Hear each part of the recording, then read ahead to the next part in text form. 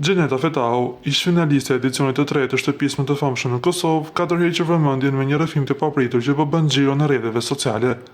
Në një bisedë gjatë një live në TikTok, ajo ka ndarë projektimet e saj të fundit duke lënë të kuptohet se ka filluar të dyshojë për magji të zezë.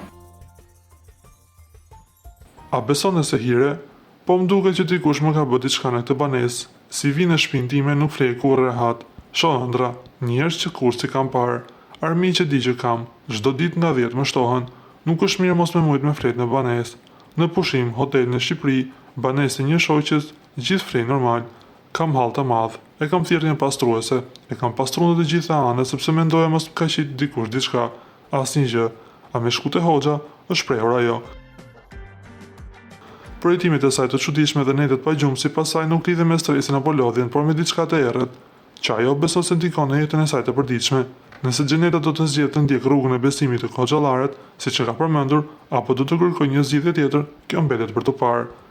Nga ana tjetër na duhet të kujtojmë se Gjeneta Fetau është një personazh mjaft i dashur për publikun, ku deklaratat e saj menjëherë kapin majën e portaleve.